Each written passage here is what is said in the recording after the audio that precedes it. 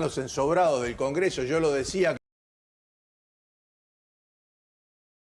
acá tienen un ensobrado con 200.000 dólares y no dice nada. Y bueno, por algo no lo dice. Y el ensobrado es mío, ¿no? El ensobrado es nuestro, mío, claro, sería eso. Y él que hablaba, el compañero del PAMI que hablaba, que decía, venía con un auto viejo, la verdad, y de repente todas estas cosas. Bueno, interesante nuestra portada, un poco de humor dentro del drama, del gran drama que significa esta situación. Cuader Comisiones, y pasa con Cuader. Argentina, Brasil y Paraguay, viajes particulares, viajes singulares, absoluta reserva, discreción, bultos en general. Extraordinario. Paraguay está tachado.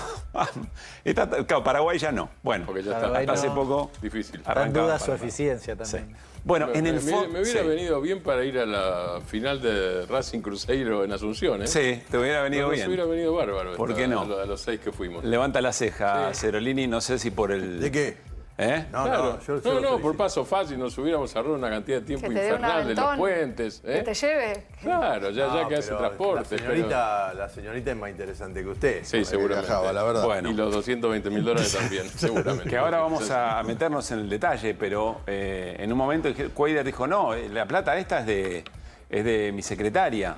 Y la secretaria Yara Ginsel Costa dijo, no, mío no es. Bueno, no se sabe. Ahora vamos a ver en qué situación está. Irina tiene bastante información. Hubo muchos cruces en este sentido. Interesante el cruce entre el presidente y la expresidenta Cristina Fernández de Kirchner, porque Javier Milei, con buena idea, me parece, le dice a Cristina Fernández de Kirchner, che, mirá la boleta. ¿Con quién fue Cuader? Y aparece entonces este mensaje que ponemos en pantalla, el de Milei.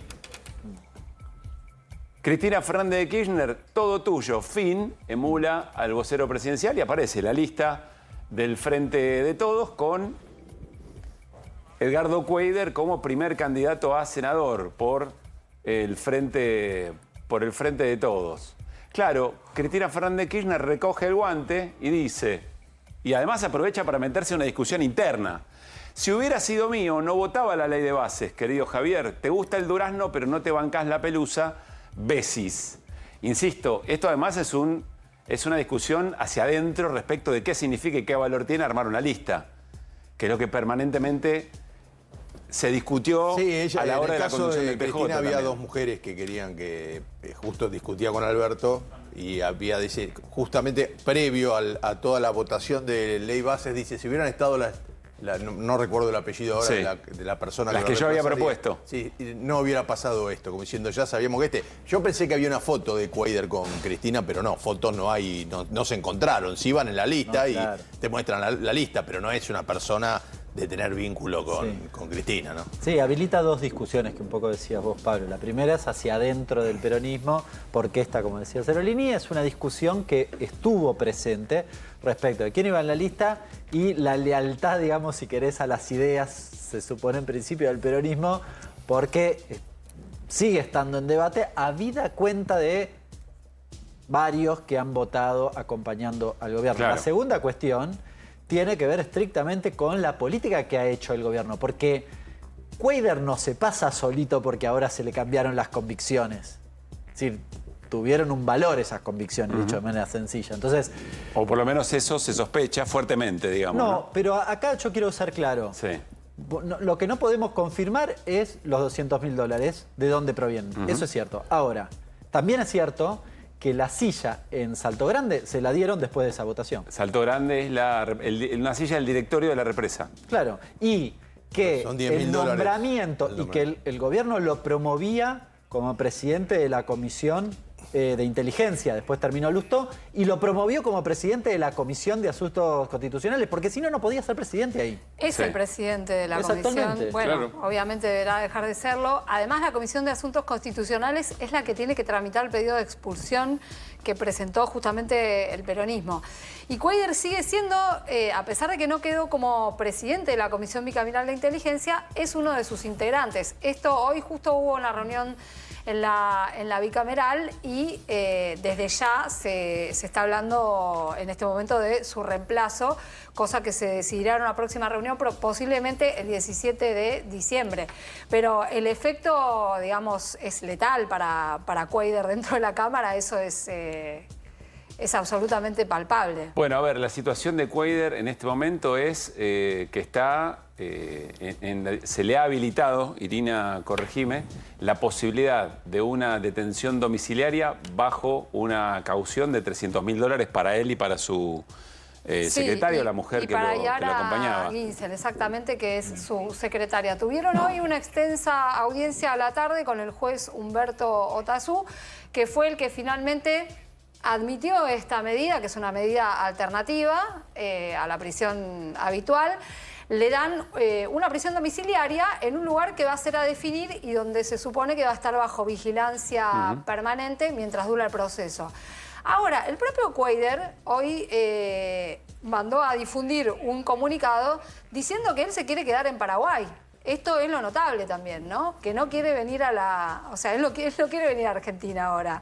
Sí, él dijo, me quedo en Paraguay, me quedo en Asunción mientras se resuelva el proceso. Exactamente. De todas maneras, ayer nos decían desde Paraguay, nos explicaban que el proceso penal en ese país y el proceso administrativo, en principio, prevé que se agote ahí hasta que pueda volver a su país, digamos, porque, bueno, lo que planteábamos es la duda acerca de qué pasa siendo que él tiene causas acá en la Argentina y que eventualmente alguien podría pedir su extradición, ¿no? Pero bueno, la pena de expectativa para el caso de el delito que se le imputa es bastante baja, son 2 años y medio. Sí, es en suspenso, no es... Claro, exactamente, no es porque es una tentativa de contrabando. Como lo agarraron, ¿no? Es un contrabando frustrado para ellos. Me parece que es bastante más grave el panorama judicial que tiene en su propio país que lo que tiene en Paraguay, claro. En principio. Bueno, insistimos, voces, repercusiones de todo tipo.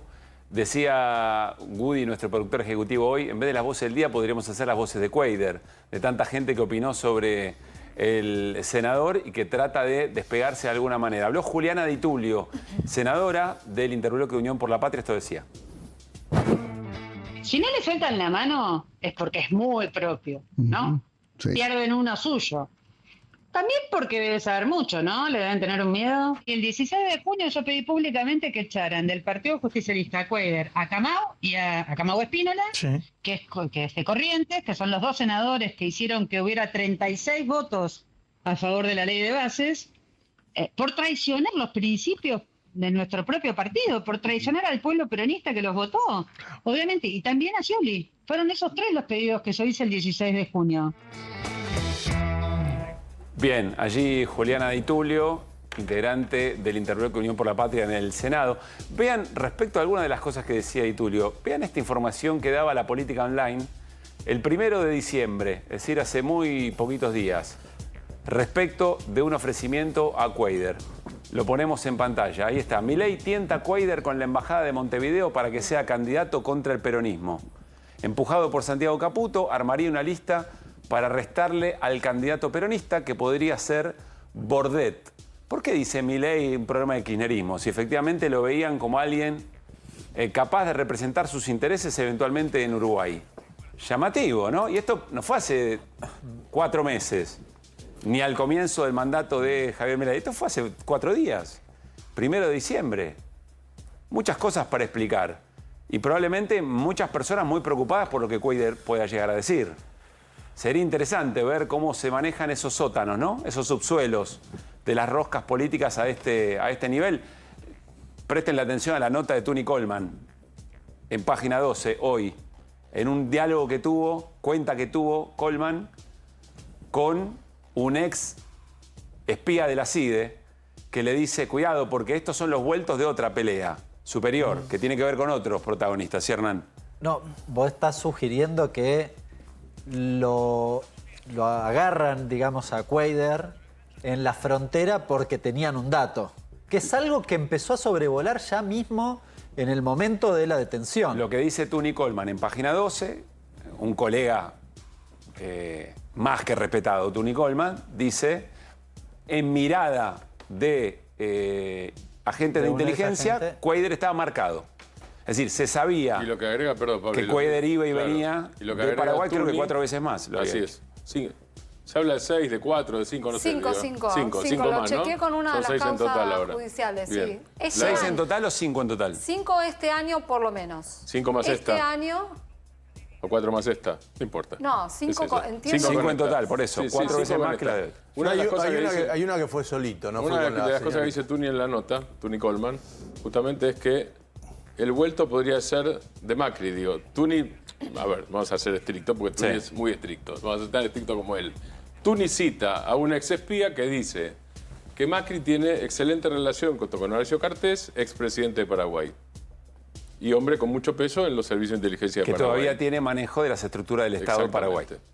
Pero Eso además- es lo que dice la nota. Pero Entonces, además, Macri tiene una larga trayectoria en la utilización de los servicios de inteligencia, ya desde la época, de distintos servicios de inteligencia, de índole privada también, ya desde la época en que él era jefe de gobierno porteño. Recordarán la famosa causa, por ahí yo soy muy grande, ¿no? Pero Ciro James, no sé si les suena. Ustedes eran muy chicos, pero... Ustedes eran muy chicos. Y ahí empiezan a aparecer... Pero había un espía que estaba contratado en la ciudad de Buenos Aires y que evidentemente hacía trabajos para la familia Macri e incluso espiaba a su propia familia, ¿no? Nadie está diciendo, estamos refiriendo a una nota de Tuni Coleman que publica en Página 12 que tuvo una conversación con un ex integrante de la CIDE y que el ex integrante de la CIDE le señala el episodio Cuader y le dice, ves, a eso me refería, con que hay algunas disputas de poder muy fuertes que tienen consecuencias. A ver, si vos pasás 6 veces ese viaje, lo haces 6 veces. 5. 5, sí, está entre 5 y 6. Hay una que fue con la chica, otra no fue con la chica, entraron por otro lado. Digo, sabés que vas a hacer muy probablemente estar siendo observado, seas cualquiera. Si vos vas en persona 5 veces, vas a decir, che, ¿qué hace este tipo? Porque algo. ¿O crees que alguien te está...? Algún sistema te controla ahora. ¿O crees que alguien te está cuidando? No sé. Bueno, pero no. Lo que la pregunta acá es, más allá de que vos llames la atención por la forma del viaje, la pregunta es si en este nivel, una vez que lo agarran, al hombre lo detienen y dice, venga para acá. Sí. Si hay llamados o no a un gobierno para decir, che, lo hacemos pasar como un tema menor o no, porque si avanza ahora, Cartés tiene poder. Pero está la pregunta, no la lo que quiero certeza. decir, muy probablemente, a veces hay gente que queda demorada un rato, hubo malentendido, ¿cuántas veces hay actores, todo dicen, futbolistas que van a cruzar y descubrieron tal cosa? No, me retuvieron en la aduana, después me dejaron pasar, hasta el Pinti creo que lo pararon en Estados Unidos una vez. Lo que estoy diciendo es que, ¿qué pasa? Che, te agarraste un senador argentino. ¿Hay llamados o no? ¿Ahí quién pesa? Porque para mí está bien. Ahí sí, no, pero es peronista. Sí, peronista, pero dice que de la libertad Vamos a recrear avanza. la escena que plantea Ceroni. Ahí voy, Hernán. Ceroni dice, agente de aduana en la frontera. Frena el auto de Cuader. Ábrame la mochila. ¿Qué tiene acá? $200.000. Soy senador. ¿Usted es senador? Del oficialismo, dijo. Espéreme un segundito. Ese oficial, uno imagina que puede tomar una decisión autónoma. No se vería ese. Pero un teléfono levanta. La filmación que está ahí, la filmación la tiene obligación de hacer. Ahora, que esa filmación después salga o no salga. Claro. Vos, por ejemplo, agarrás acá. No está transmitiendo en vivo. Acá digamos. mañana cruza el hijo de Bolsonaro. Bueno, el hijo de Bolsonaro le van a dar una palmadita, pero si llega a pasar alguno del gobierno de Lula, viene para acá y encuentran un senador que tiene algún elemento que podría ser destacado, yo no sé si de movida lo mandan en cana, lo agarran y llaman, dicen, che, a ver, ¿qué pasa? Si está cruzando este hombre acá y tiene esto. ¿Qué hacemos? ¿Los agarramos con Lula? ¿Le decimos? No sé si vos alegremente... yo abro más todavía, eso totalmente. Sí. Sin contradecir, yo abro más. ¿Qué pasa en Paraguay con el lavado? Porque ahí, Paraguay está tratando de mejorar su imagen. Exactamente, yo iba a decir. Le viene bárbaro. O de ordenarse, según algunos, o de mostrarse ordenado. Somos el paraíso de las inversiones y además quiere ser Paraguay el nuevo paraíso fiscal. Uruguay es en buena medida un paraíso fiscal. Paraguay quiere ser en parte un paraíso fiscal y en parte ya lo es. Ahí hay una parte posible. Y la otra cosa que no sabemos, o yo no sé, tal vez alguien lo sepa, yo no lo sé, y como hablamos al principio de este programa, en este programa uno dice no sé, es una rareza, pero es así, no lo sé, pero lo abro. La otra cosa es, ¿y Cuader tendría algún negocio en Paraguay por el cual podría estar marcado o buscado? No lo sabemos eso. Bueno, tenemos ya, muchas miradas y preguntas. posibilidades. Me pido un segundo, tenemos miradas y preguntas. Vamos a trasladar o a sumarlo a la charla al colega Camilo Suárez, colega desde el Paraguay. Camilo, ¿cómo estás? Pablo Caruso, todo el equipo de QR en A24. Saludamos. Muy buenas noches. Buenas noches, Pablo, y a toda la gente que te acompaña en Llena 24. Un gusto estar con ustedes. A ver, sobre este caso, ¿cuáles son las últimas informaciones? Después te voy a trasladar la pregunta del colega Martín Granowski, si se sabe si Cuéllar tiene algún negocio allí en Paraguay. Pero ¿cuáles son las últimas novedades del caso? Bueno, vamos un poco al relato fáctico de los hechos, más allá de las conjeturas o los análisis todavía. Lo primero, las últimas novedades son que ayer a la noche fue imputado el senador Cuéllar y su acompañante. Se les imputa con la figura de tentativa de contrabando. Y hago este énfasis, tentativa de contrabando, después voy a explicar por qué las implicancias que tiene. Hoy a la mañana se presenta la imputación, es un requerimiento del proceso penal paraguayo ante un juez de garantías, el juez Otazú.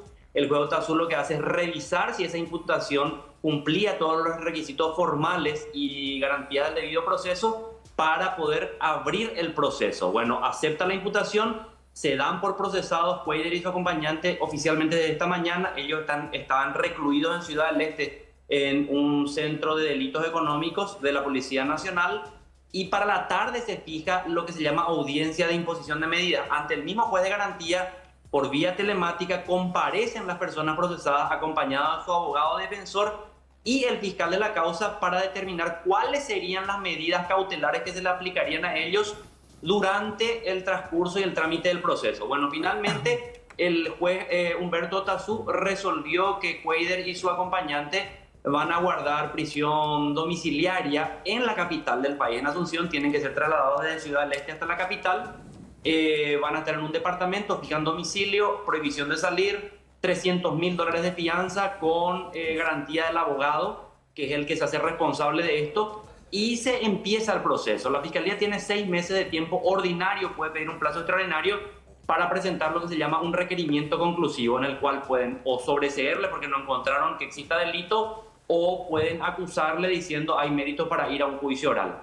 El hecho punible de tentativa de contrabando tiene una pena realmente pequeña, que serían más o menos 2 años y medio, o conmutable por multa. O sea, pueden terminar con multa. Sí. El abogado de Cuéllar es el doctor Ricardo Preda, un abogado bastante prestigioso en Paraguay, que es abogado también del expresidente Horacio Cartes, y es especialista en litigios vinculados a temas de extradición. O sea, ese es un dato para poder colocar todo el cuadro. Un dato muy importante. Lo que sucedió.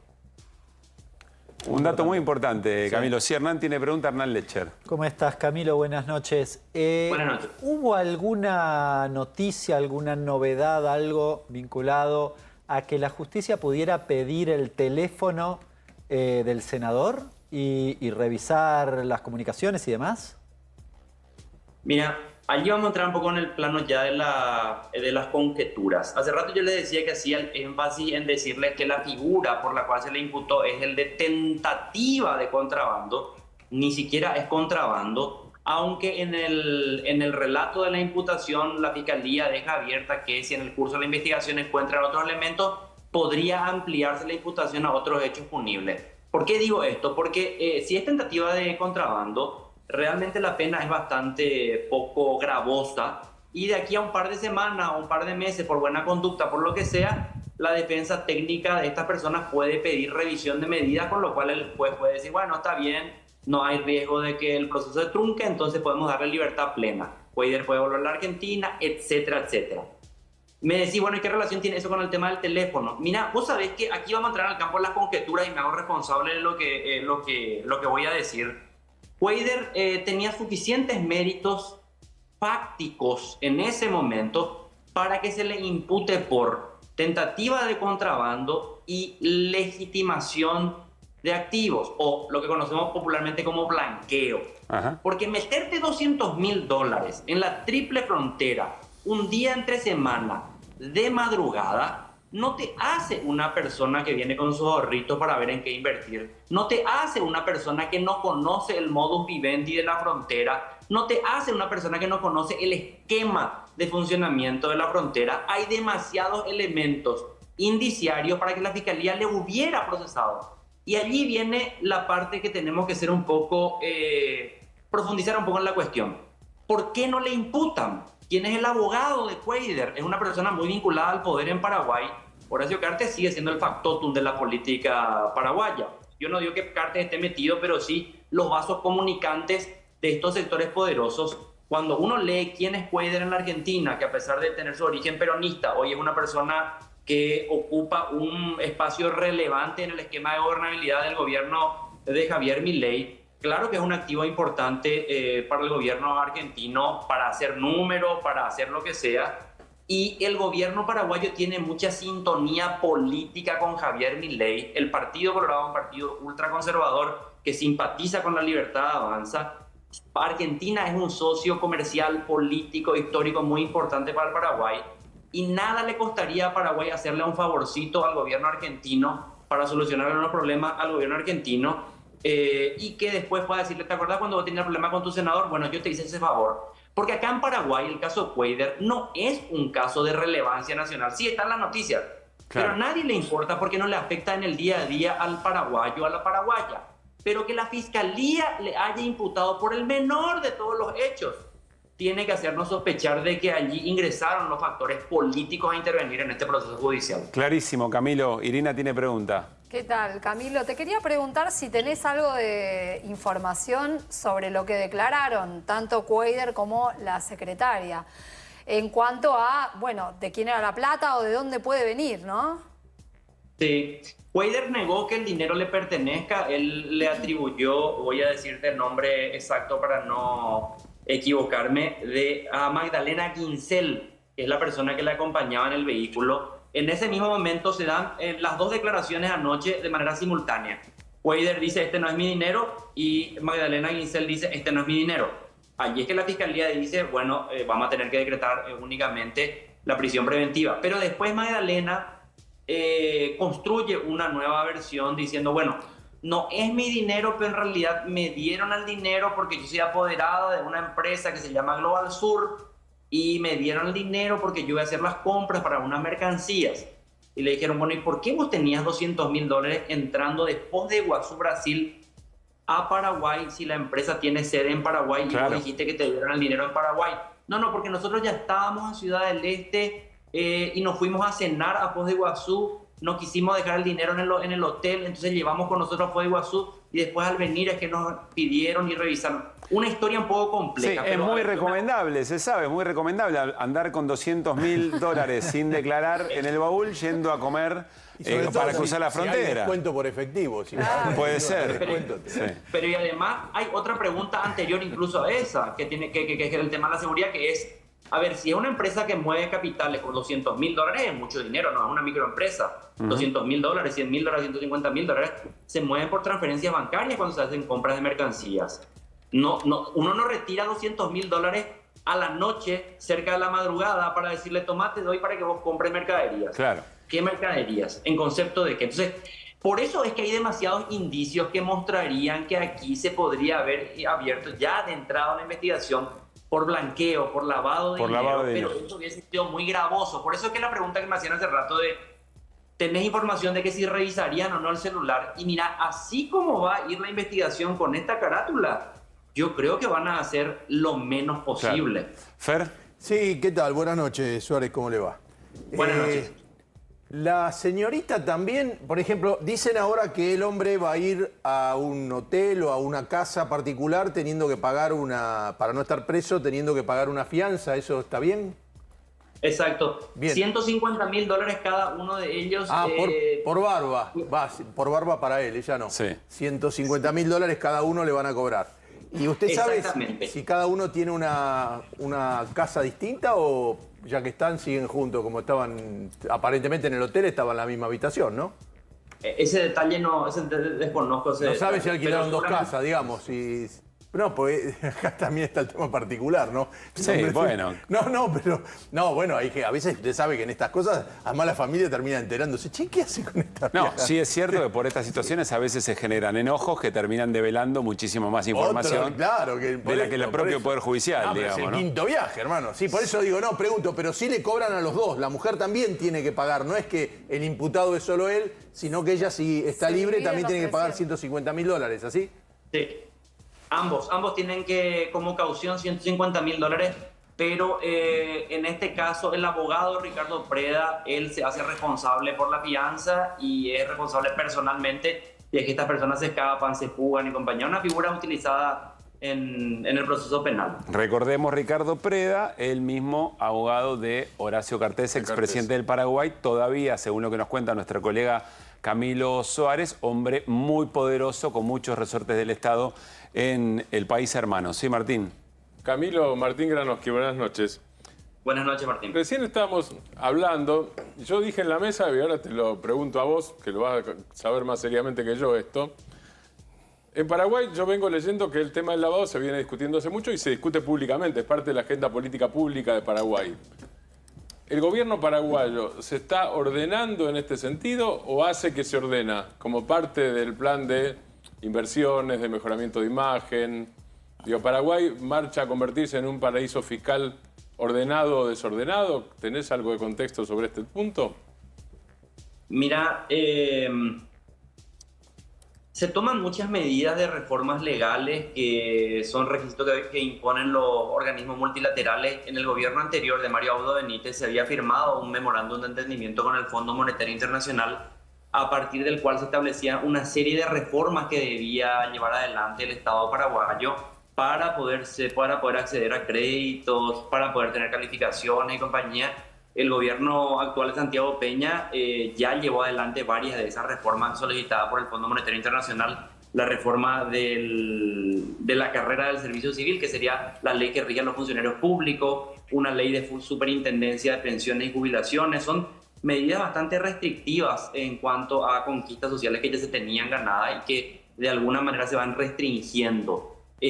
También hay mucha presión sobre Paraguay con respecto al tema del lavado de dinero y uno diría, bueno, esta presión más esta reforma plantearían un marco institucional reformado de compañía, pero en realidad uno que vive aquí sabe perfectamente bien que hay fenómenos económicos que son absolutamente imposibles de explicar si no entra la variable del lavado de dinero. Las personas que vinieron a Asunción en los últimos años vieron un boom inmobiliario en ciertas zonas de la capital. Pero es el famoso modelo que antes se decía de Belindia, una parte de Bélgica y otra parte de la India, porque vos ves zonas de Asunción súper modernas, muy desarrolladas, donde ves edificios de altura gigantescos, y después la ciudad es la misma ciudad atrasada, periférica, tercermundista de toda la vida. Pero en esas zonas de desarrollo inmobiliario, alto desarrollo inmobiliario, uno sabe que una parte importante de las propiedades son, por ejemplo, propiedades argentinos que nunca pisaron el Paraguay, o tal vez vinieron alguna que otra vez a ver dónde está su inversión. Y gran parte de este dinero es dinero que entró al Paraguay de la misma manera que Cuéllar quería meter su dinero. Entonces, no hay forma de explicar, por ejemplo, el boom inmobiliario donde vos tenés edificios de altura, donde no vive nadie, están deshabitados, si no es porque sea lavado de dinero. O grandes crecimientos vinculados a la ganadería y al crecimiento de algunos sectores agroindustriales, pero que están vinculados directamente al tránsito del dinero de la droga, al dinero que va al ámbito bancario y después al ámbito Bueno, productivo. Camilo, si las hipótesis se confirman, podríamos decir que, a diferencia del resto de argentinos que efectivamente tienen esas inversiones, Cuéllar iba a visitar sus inversiones, evidentemente, por lo menos en 4 otras oportunidades. Cuidado el ganado. Camilo, muchísimas gracias. Muy buena información, muy claro. Seguramente seguiremos en contacto. Un gran abrazo. Gracias a ustedes, un gusto estar en contacto con A24. Muy bien. Bueno, sin embargo, decía Irina Hauser, Cuéllar tiene también sus preocupaciones respecto de cosas que se están investigando en la Argentina. Tenemos algunas placas para compartir esto, Irina, pero adelante. Bueno, tiene en principio 3 causas judiciales que ya están abiertas, que ya están en Previamente trámite. a esta situación. Previas a esta situación. Hay una de ellas que es una causa que tramita en San Isidro, que se inició con una confesión de la empresa Securitas, la empresa de seguridad, ¿la ubicás? Que es, es una empresa internacional de seguridad que a la vez está asociada con otras empresas de seguridad que tuvieron durante mucho tiempo contratos con empresas del Estado acá en Argentina. Ahora, para conservar esos contratos con las empresas del Estado, pagaban sobornos. Y la propia Securitas confesó esto en una causa que está abierta, que está a cargo de Sandra Arroyo Salgado y del fiscal Fernando Domínguez. En medio de esa causa, imagínate, con múltiples organismos estatales donde se pagaban coimas para mantener los contratos, aparece una situación con la empresa de energía de Entre Ríos. ¿Quién estaba como directivo en la empresa de energía de Entre Ríos? Déjame adivinar. Época, año 2018, bueno, estaba Cuader. Es decir, la empresa Securitas reconoce pago de sobornos vinculadas a empresas del Estado. Una de esas empresas del Estado, Enersa, allí tenía un cargo directivo Cuader y eso se está investigando. Está imputado Cuader. Todavía no ha sido llamado indagatoria, pero está imputado. Esa parte de la investigación, que es una investigación muy grande, donde sí hubo una devolución de impuestos por parte de la empresa Securitas, se está calculando ahora cuánto habrían sido las coimas, que es un cálculo muy difícil de hacer, pero se están analizando cientos de correos electrónicos donde se habría hablado de este tema con distintas empresas públicas. A ver, voy a recorrer la placa, si te parece, Iri, y vos agregás la información, sí. Si podemos volver a ponerla en pantalla. 2 causas por enriquecimiento ilícito que tarde o temprano se van a juntar. Una en San Isidro, conectada con la de Securitas que mencionaba Irina recién. Otra en Entre Ríos, donde rastrean su patrimonio a partir de una denuncia por la adquisición de 3 departamentos de lujo. Uno de ellos de $320.000, las expensas a nombre de la empresa Betail, y luego de su secretaria Yara Guinsel Costa, es decir, las empresas a nombre de esa empresa y también de la secretaria. Primero estuvieron a nombre de Betail y después de la secretaria. Bueno, acá yo pregunté, ¿qué es la empresa Betail? Sí. Bueno, se supone que es una empresa que se dedica a actividad agropecuaria. Cuando fueron a ver cuál era la actividad, no era ninguna. Y la dirección, el domicilio que da esta empresa, es un galpón acá en Liniers.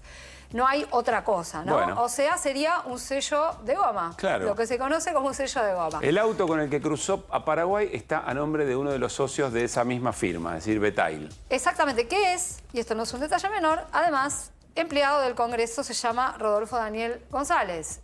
Bueno. Bueno. Todo dentro de un pequeño núcleo que rodea a Cuader. Uno no sabe en qué medida, digamos, cada uno tiene conocimiento de lo que hace. No, o sea, no se sabe. No, todo esto está en investigación, no, hay una imputación pero concreta. Este auto que estuvo utilizando Cuader para cruzar la frontera, sí. para cruzar la frontera y llegar a Paraguay, es el auto de esta persona que figura como socia de esta empresa que aparecía en el pago de expensas de estos departamentos de lujo. Suma pregunta o duda. No, el señor Cerolini. El auto vale $40.000. Sí. El hombre que compró el auto, que está asociado en esta empresa, gana $1.100.000 y no tiene otro auto. Sí. Raro. ¿No? Se lo presta habitualmente. ¿Y cómo compró un auto $40.000 a alguien que gana $1.100.000? Bueno, estas son las cosas que se tratan Solo de... gastó en eso. Solo gastó en eso. Y se lo presta al otro. Exactamente, solo gastó en eso, no gastó en nada más. No toda pagó la su vida luz, el sacrificio de no pagó comprar la luz, ese no paga el auto gas. que no lo usa él, se lo da a Cuader. Bueno, a esta parte patrimonial tenés que agregarle lo de las declaraciones juradas. Ayer Hernán adelantaba algo, ¿no? Cuader, la última declaración jurada que presentó es del año 2021. Ya adeudar 2 declaraciones juradas te pone al borde de un delito, que es el de omisión. Claro, si sos expuesto, sí. ¿Y sí? Si sos tiene una la persona obligación común, de pero él tiene la obligación. Pero él tiene la obligación de presentar ante el Senado y el Senado la carga en la Oficina Anticorrupción. Claro. Quien lo debe intimar es el Senado. Ahora, en esa declaración jurada, este hombre que trasladaba $210.000 declaraba que tenía en cash $8.500 en el año 2021. ¿No llegaron a Y 2 intimarlo, Irina? propiedades. Perdóname. ¿Cómo? ¿No llegaron a intimarlo? Bueno, eso es lo que no me terminan de contestar, porque la Oficina Anticorrupción dice, nosotros no tenemos nada que ver con eso. Nosotros no hicimos nada, acá simplemente cargan la declaración y nosotros vemos que no está la declaración. El tema es... Ahora, en el Senado todavía no he recibido respuesta. En cada organismo, antes de la intimación, pueden llegar a llamar por teléfono 30 veces. Sí. Llamar por teléfono, mandar mail, mandar WhatsApp, digo, amistosamente o no, digo, puede ser... No seas tonto o tonta, entrega tu declaración, vas a terminar con la intimación. Antes de la intimación, digo, esto no es fuera de la ley, esto es normal. Digo, si tardás en hacer las cosas, vas a terminar con intimación, vas a terminar con problemas. Pero que adeudes 2 periodos. No, es imposible, por eso digo. Es que es imposible, por eso lo digo. Importante el dato porque quizá... Es un dato casero, no casero se conoce estatal, tanto. digo. Pero además, si ese es el sistema. Si te están empezando una causa, Lo primero que haces es, che, vení, llama al contador, me dedico a terminar esto, pongamos los papeles porque me están poniendo loco. Una de las cosas que él hizo cuando empezó la causa, la de enriquecimiento ilícito, la de los departamentos en Entre Ríos, fue justamente cambiar a nombre de quién estaban las expensas y ahí fue que puso a la secretaria, a Yara Ginsel. Que es la misma y sacó que cruzó a la ahora. empresa, claro, que es la misma que lo está acompañando ahora. Ahora, hay una causa también por enriquecimiento en San Isidro a cuento de la cuestión de las coimas. Ahí, en algún momento, esas causas se van a tener que juntar. Claro. Hay una pelea de competencia, veremos quién se la queda. En principio, la de Securitas sería más antigua, pero bueno, hay que ver ahí qué es lo que... Arroyo Salgado es, como jueza es bastante brava, ¿no? A ver, yo estoy eso equivocado. dicen. Pero se eso le sacan las causas. Cada vez que va a arrancar le sacan las causas. Porque... Dos cosas que me parecen interesantes. Una, parte del relato, parte de la historia, muy picante, de mucha intriga, saber de quiénes son los dólares. Otra más de fondo. De la historia, lo que cuenta el colega Camilo Suárez, que la secretaria Yara Ginsel Costa dice, no, en realidad ya teníamos la plata. Le preguntan, ¿pero por qué si la empresa de Paraguay la plata la traen de afuera? No, ya la teníamos acá, la plata. La tenemos de Paraguay. Lo que pasa es que nos fuimos a cenar a Brasil con la plata en el baúl. Tenés que cruzar por algún lado. Vamos y venimos. Bueno, me llama mucho la atención, es un dato casi grotesco del asunto. Hay que tener otra cosa en cuenta. Estamos hablando de Ciudad del Este, Foz de Iguazú y de Puerto Iguazú. Triple frontera. De la triple frontera. Sobre todo Ciudad del Este, de las tres. Ciudad del Este es uno de los lugares más vigilados del mundo. No por los propios paraguayos, digo que también. Es uno de los lugares donde hay más despliegue de servicio de inteligencia de todo el mundo. Está entre los 10 principales, digo, no está entre los 1000 principales, está entre los 10 principales. Bien. Ahí se buscan pistas de lavado, de Hezbollah, de lo que se les ocurra. Esto es más de fondo y tiene que ver, insisto, con la mayor preocupación, porque esto es un indicador de esa fragilidad de la política, de la desconfianza en la política. Es decir, un senador observado, ¿por qué? Porque militó otras ideas frente a la sociedad de la provincia de Entre Ríos, que lo votó para llevar adelante y defender con convicciones ciertas ideas y después termina votando otra cosa. Esto hace a las narraciones, no es el primero, no va a ser el último. Uno puede pensar en la ley Banelco, bueno, tantas situaciones desde la democracia para acá que son recordadas y que han sido investigaciones muy, muy importantes. Pero ¿qué hacen en la sumatoria? El deterioro de la política. Esta es la gran preocupación que hay de fondo. Al mismo tiempo, uno tiene que decir que hay otros sectores de la política, que hay otros senadores, que hay otros diputados que son el ejemplo contrario a Cuéllar y de todos los espacios políticos. En todos los espacios políticos, en el Frente de Izquierda, en Unión por la Patria, en el PRO, en Encuentro Federal, propio en La Libertad Avanza, hay gente que tiene convicción política y va a defender sus ideas y las respalda en el Congreso contra viento y marea porque cree en eso. Y eso es el mayor valor de la política. Más allá de que a algunos les guste más o menos a ustedes. Yo diría que son más esos ejemplos que los Cuéllar. Y me parece que hay que tenerlo bien en cuenta mientras nos interesa la historia, mientras nos resulta muy atrapante, que en el fondo estamos discutiendo eso. Que en el fondo estamos discutiendo la fragilidad de un sistema político, un sistema institucional que preocupa más a unos que a otros. Imagínense, hagan el ejercicio, si Cuéllar perteneciera a otro partido o defendiera otro, pertenece a un partido, pero si defendiera otras ideas o si sus movimientos en el Congreso hubieran sido distintos. Nos vamos a ir a la primera pausa en QR. Llegó el momento de ahorrar en combustible. ¿Sabías que si te pasás a GNC ahorrás miles de pesos por mes? Pensá en gas argentino, pensá en economía y medio ambiente, pasate a GNC. Al regresar vamos a hablar de definiciones del ministro de Economía que dijo, entre otras cosas, que solamente el 11% de los jubilados son pobres. Y eso generó, por supuesto, aún mayor indignación respecto de todo lo que viene ocurriendo con las coberturas médicas. Ya venimos.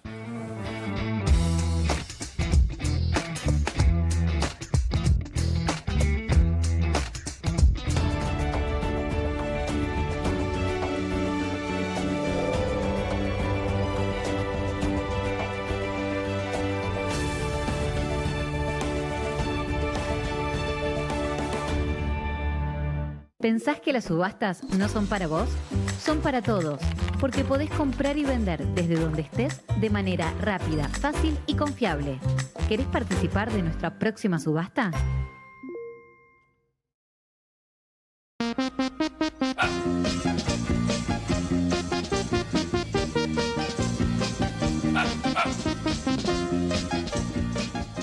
En la provincia de La Rioja, por una decisión del gobierno provincial, no se aplica el nuevo cuadro tarifario para asegurar el acceso a energía de calidad para cada hogar.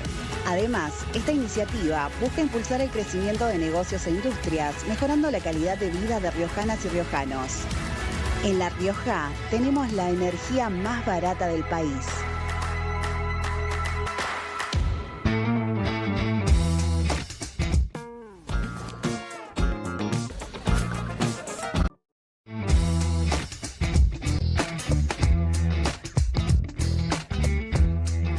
Muy bien, seguimos en QR Fuera del Aire. Estábamos debatiendo si hablamos sobre las definiciones del ministro de Economía, Luis Caputo, o si Martín Granowski intenta explicar cómo es que Estudiantes le gana 5-4 a Racing en el cilindro de Avellaneda. No sabemos todavía de qué vamos a hablar, si ya lo saben. Yo todavía tengo la sonrisa de Paraguay. Sí, está muy bien.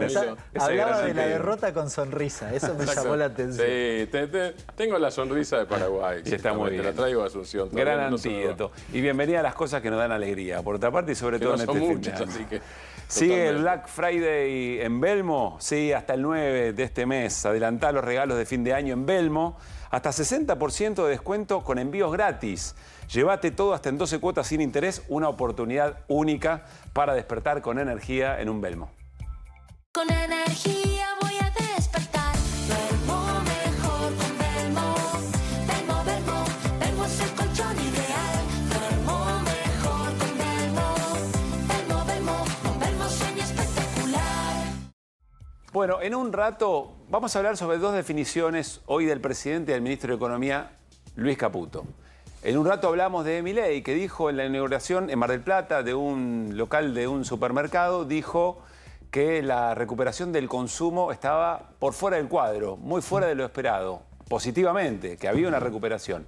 Ya vamos a hablar de eso concretamente, pero el ministro de Economía, Luis Caputo, le preguntaron concretamente sobre la situación de jubilados y jubiladas, específicamente las últimas decisiones, la que tiene que ver con la quita de la cobertura de 100% sobre medicamentos para quienes ganan más de la fortuna de 390.000 pesos. Y dijo que en realidad no había tanto que preocuparse porque los pobres jubilados son apenas el 11%. O los jubilados pobres son apenas el 11%. Yo supongo que Hernán, que quiso decir del total, ¿no?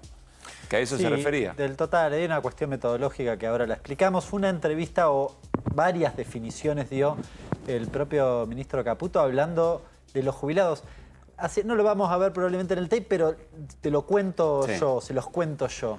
Hacia el final de esa locución hace una reivindicación de la teoría del derrame, diciendo lo siguiente, bueno, es cierto, sí, los jubilados, bueno, pim pam pum, son pocos y no son tan pobres y demás, pero van a estar mejor si eventualmente crecemos. O sea, tienen que esperar y después vemos. Bueno, más allá de esto puntualmente, lo que dijo Luis Caputo y lo analiza y le da contexto Hernán Lecher, como solo él lo sabe hacer. A continuación, lo que Caputo decía. Dale.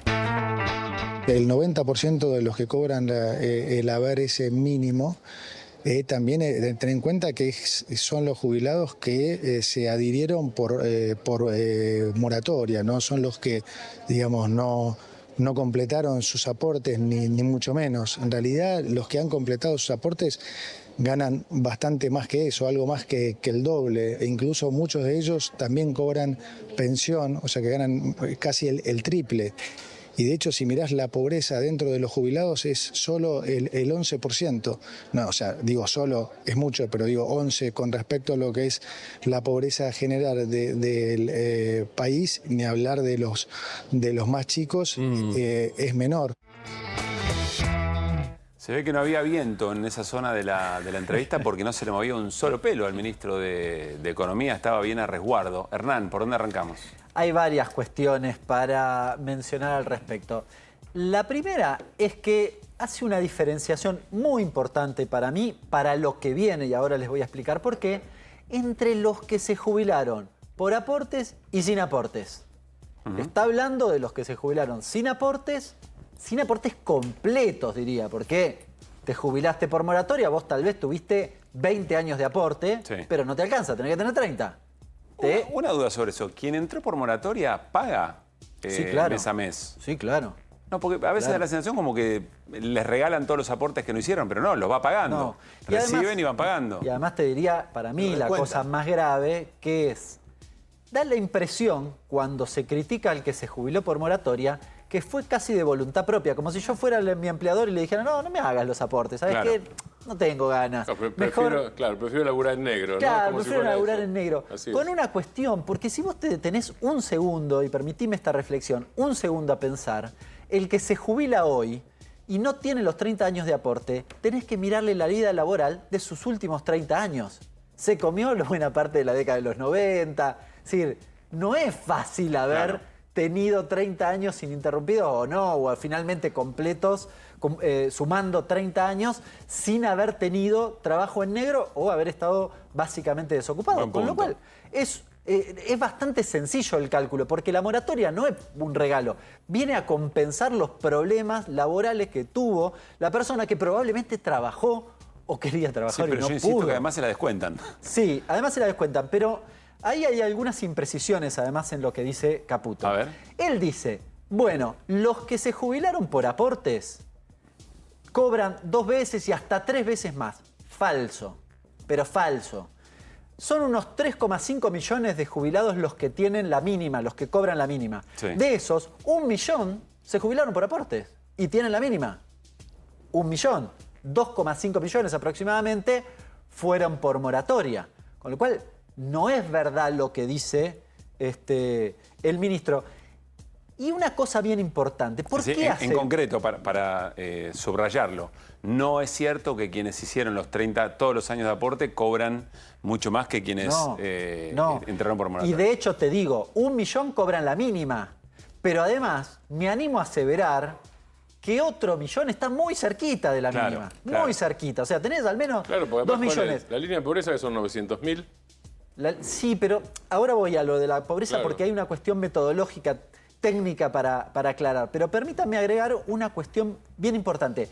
¿Por qué creo que Caputo hace esta diferenciación? Porque el gobierno está pensando, escuchen bien, está pensando en pagarle un bono solo a los que se jubilaron por aportes. ¿Ahora a fin de año? Tal vez a fin de año.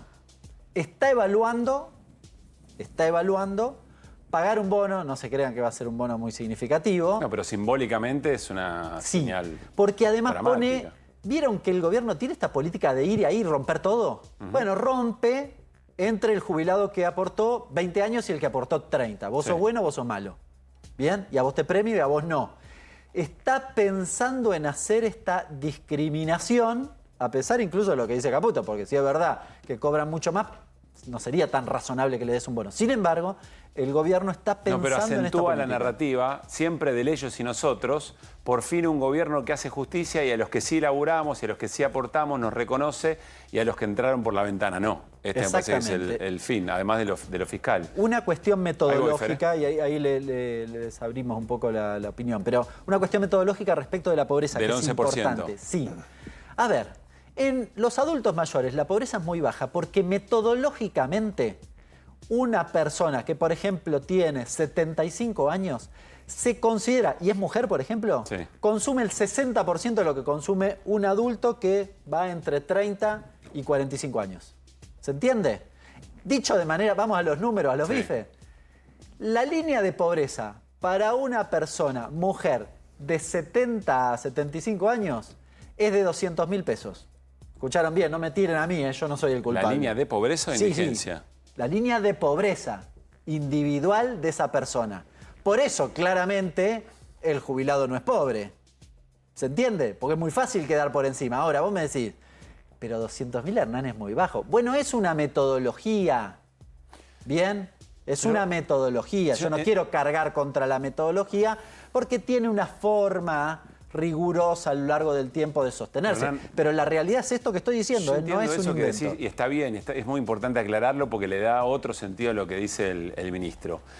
Pero cuando te interpelan respecto de el atraso de las jubilaciones, de la quita de medicamentos del Vademecum, de los medicamentos que fueron a venta libre, de la quita de la cobertura del 100%. Y vos lo que decís es, bueno, che, pará, al final no son tantos los pobres jubilados.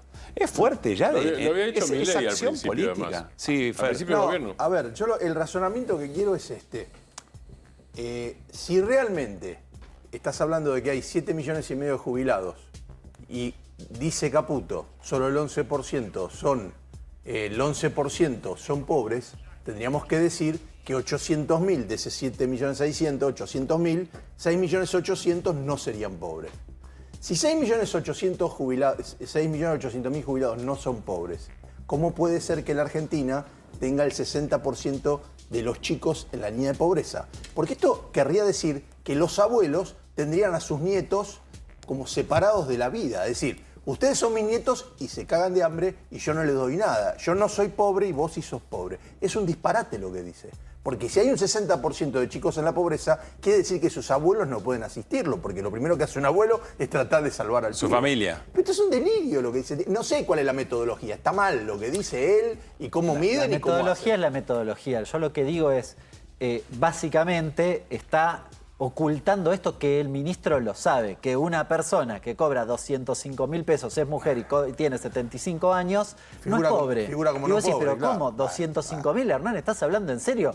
No me miren raro. Claro, la gente Es lo grande que- no compra ropa, no se va de Claro, vacaciones, no hace es nada. lo que técnicamente, pero de nuevo, es una metodología. Sí, sí, está Ahora, claro. nadie en esta mesa, ninguno de los que está del otro lado diría, no, con 205.000 está bien. ¿Se entiende? Perfectamente. El ministro lo sabe, por eso me parece doblemente gravoso.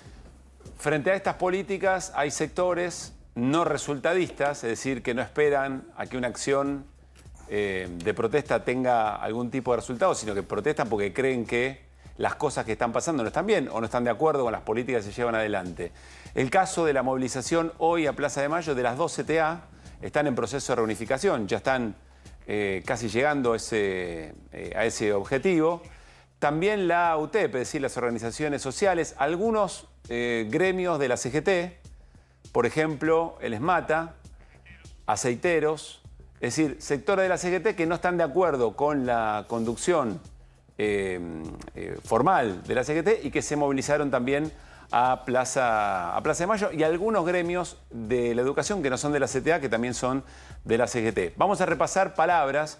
Cerca de 25.000 personas se reunieron allí, una movilización importante. Habló Hugo Yasky, uno de los secretarios generales de la CTA, dijo esto.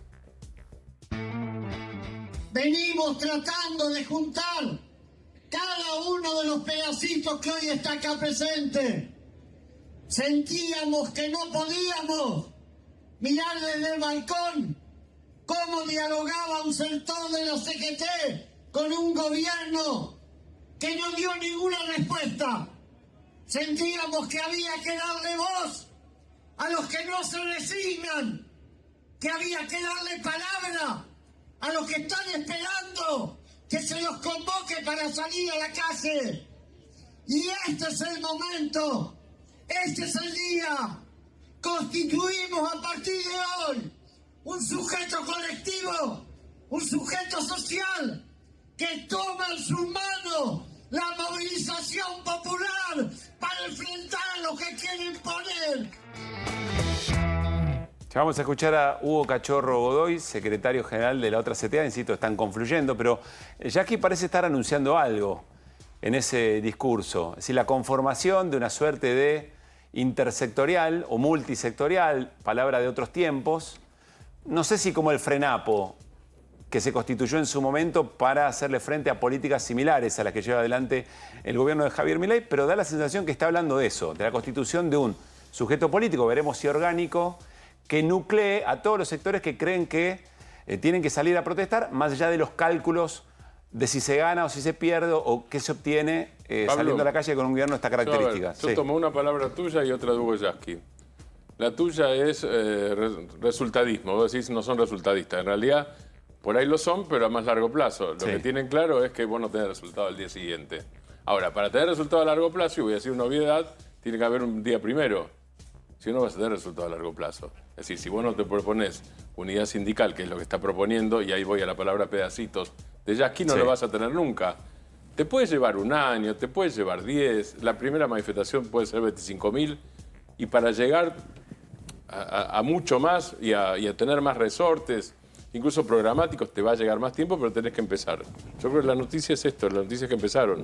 Y la otra cosa, cuando vos empezás, el movimiento te va dando confianza, es que es el otro elemento, ¿no?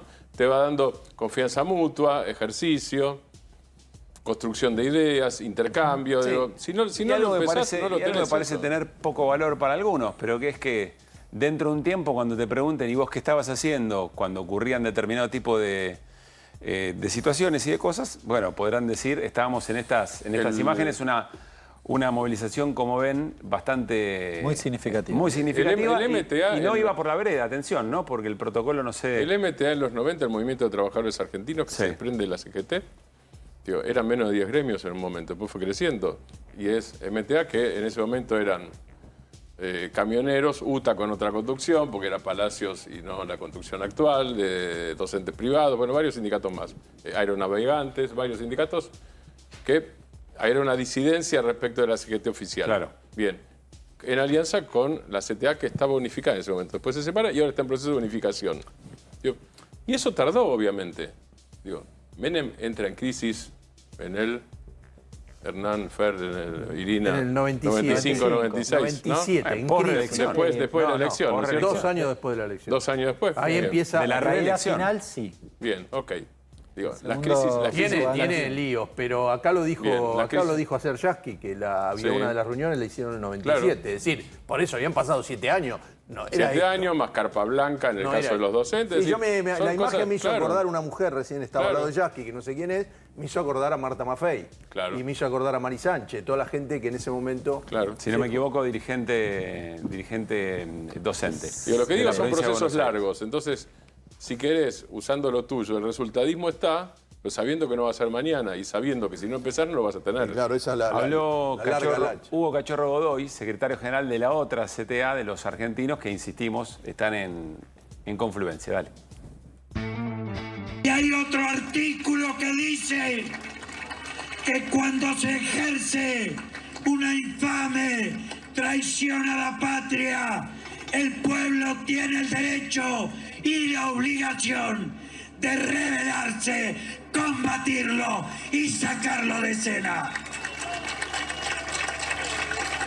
Lo hicimos un diciembre del 2001. Y cuando la rebelión no alcanzó, la legitimamos en elecciones que los pudieron vencer y derrotar. Bien, esas imágenes que estábamos viendo, nos preguntamos incluso entre nosotros, si son de hoy, fueron hoy, se Mucha ocurrió gente, hoy en Plaza de Mayo, cerca del mediodía. Vamos a hablar de inflación y también de actividad. Fer Cerolini, ¿con qué datos? Bueno, a ver, el mercado está viendo un rebote, pero no un rebote de la economía, sino un rebote de la inflación. Lamento decirlo, usted que... ¿Cómo un trata de- rebote de la inflación? Sí, mire, el mercado ya vio un rebote, pero la inflación de noviembre sería más alta que el del 2,7 de octubre. Y no lo digo yo, no lo digo, lo dice el relevamiento de expectativas del Banco Central. El REM. El REM, pero previo al dato de la inflación de octubre, ya daba esto. Sí. Pero posterior a esto, los analistas de Orlando Ferreres, Ecogo, Vectorial y Libertad y Progreso Sí. dan la mayoría da 2,9 y algunos hablan de 3. Miremos algunos de los A datos ver. que tenemos. Acá tenemos analítica, esto es el tema alimentario, que ya está dando 2,5 el promedio, que generalmente era lo que estaba bajando más. Un y pico había dado en el último. Claro, en la última estaba dando edición. más, pero mira, bueno, estacional es el de arriba, frutas y verduras, eso dejémoslo de lado, pero hay azúcar, dulce, chocolate, golosinas, lácteos, pesa mucho. La carne y derivados todavía, cuando hicieron este estudio, no estaba pesando y ya está pesando 10, 12, porque... Eso probablemente entre en el Entre en el de diciembre, que diciembre además históricamente es fuerte. Claro. Y bueno, están pesando también mucho los regulados, las verduras, esto es de analítica. Pasemos a la otra imagen que había acá. Esto es Orlando Ferreres. Mire lo que da. Alimentos y bebidas 1,8, va dando todo. transporte y comunicaciones, vivienda, salud y esparcimiento 8,7, termina dando 2,9 y dice últimos 12 meses 154. Y vamos a Libertad y Progreso, ve el rebotín, pero de la inflación. Allá abajo. Es decir, sí, del rojo para arriba fue un poco, ¿me entiende? Ahora, mire con quién terminamos. Volvió una noche, decía el tango, a ver la imagen. No, esto... Esto acá es de día. está, mire. Caballo con la inflación de noviembre por arriba del 3%. ¿Cómo anda? ¿Perdido? Está perdido, el hijo es el que hace 2 trabajos y este muchacho después comenta. Caballo ve la inflación de noviembre por arriba del 3%. Bien, ya digo, no es un buen augurio por esto. Todos indican que cuando se hablaba del rebote en B, es porque lo que pasó con Caballo sí cuando fue en los 90, cuando fue la convertibilidad, fue pulverización de la inflación y vino después cierto rebote y se mantuvo durante un tiempo las condiciones para que el dólar en la Argentina tuviera cierta competitividad. La paridad del 1 a 1. En el comienzo del 1 a 1, ¿se entiende? Después se lo comió, pero tardó años en comérselo, cosa que no pasó ahora. Ahora veían la inflación cerca de los 2 puntos para mitad de año. Eso no pasó a mitad de año y terminó pasando ahora, pero con un acumulado importante y enseguida tiende al rebote. Entonces, es complicado y además está dando una inflación en dólares, como sigue bajando el dólar, es terrible, es terrible. ¿Qué sumas, Hernán? No, 2 cuestiones muy cortitas. La primera, recién veíamos, Cero lo adelantaba, la carne, me detengo un segundo en la carne, está dando en noviembre incrementos no demasiado elevados, quizás un poquitito más, no demasiado elevado. ¿Por qué digo esto? Porque si vas al mercado de Hacienda y es un sector que tiene, digamos que lo que aumenta en el mercado de Hacienda, en el segmento mayorista, va al mostrador prácticamente, aumentó en el último mes 16%. Es decir, en diciembre vas a tener un impacto significativo. Y la carne sola, en promedio, ponderando las regiones y demás, la carne sola explica el 10% del IPC. Claro, pesa mucho en el IPC. Pensá que 16%, si se fuera pleno, tenés 1,6% solo de carne entre los 2 meses, si querés noviembre y diciembre. Claro. Si tuviste 2,5%, en diciembre lo tenés complicado. Y otra cosa no menor, el gobierno sabe esto que está diciendo Cero. ¿Y saben cuánto pretenden que sea la homologación de los acuerdos paritarios en diciembre? ¿Cuánto? 0%. Dicho de manera sencilla, acordaste 0,1 y no te lo homologan.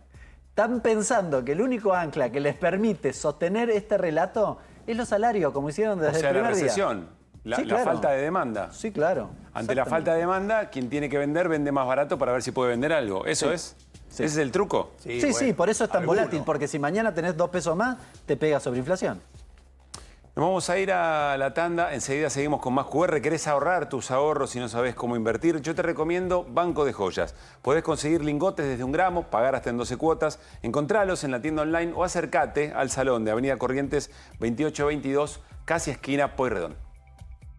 ¿Te interesaría invertir en oro de manera segura y sencilla? Te presentamos nuestros nuevos lingotes de oro 24 quilates. Aprovecha la preventa y empezá a invertir. Nosotros te ayudamos. Confía en Banco de Joyas. En Pilar contamos con Mimuni, nuestra herramienta digital de atención ciudadana para solicitar turnos, realizar trámites y gestionar reclamos de manera ágil y cercana. Descárgate la app o chatea con nosotros por WhatsApp a través de 11 52 38 68 64. Las 24 horas del día. También podés acercarte a cualquiera de nuestros puntos Muni de lunes a viernes de 8 a 18 horas y los sábados de 9 a 15 horas. En Pilar seguimos acercando el Estado a todos y todas las pilarenses. Pilar presente con futuro.